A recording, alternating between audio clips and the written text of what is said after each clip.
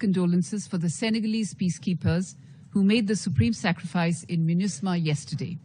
I pray that their families and friends find the strength to overcome this irreparable loss. I thank the President of the General Assembly and ASG Africa for their opening remarks. We associate ourselves with the statement by the Kingdom of Morocco on behalf of the non-aligned movement. Chair, India has been at the forefront of UN peacekeeping for 7 decades now. More than 260,000 Indians have worn the blue helmet in 49 missions across the world.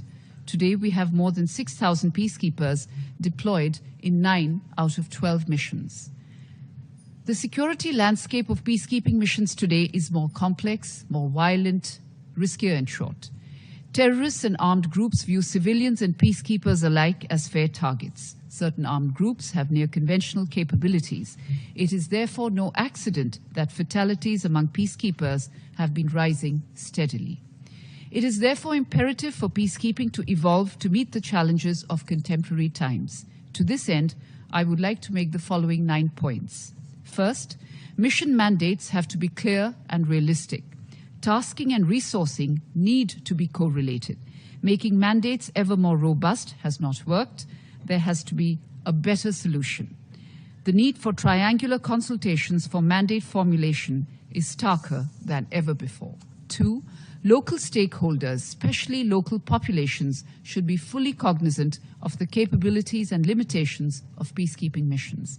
An effective mission communication strategy is critical to minimize loopholes that can be exploited by misinformation and disinformation. 3, trust and smooth coordination between the mission leadership and the host state is essential for mission success.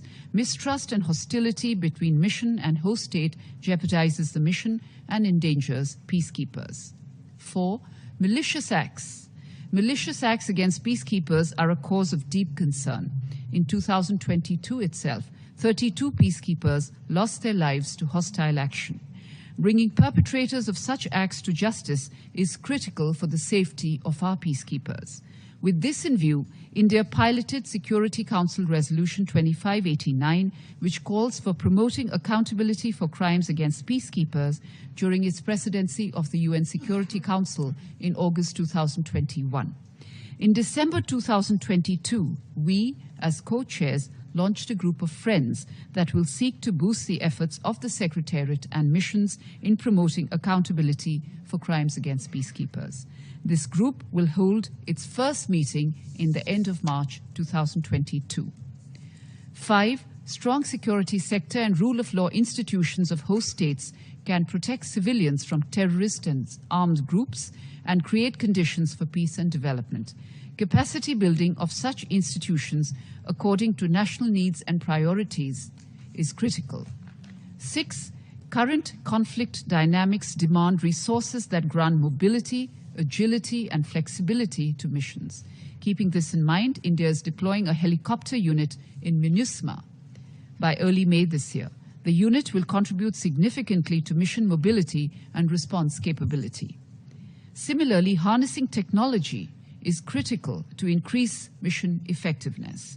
With a view to focus the Council and Secretariat on the issue, India steered a presidential statement on the importance of technology in peacekeeping missions during its presidency in August 2021, and followed that up by enabling the rollout of the Unite Aware Situational Awareness Platform in the same year.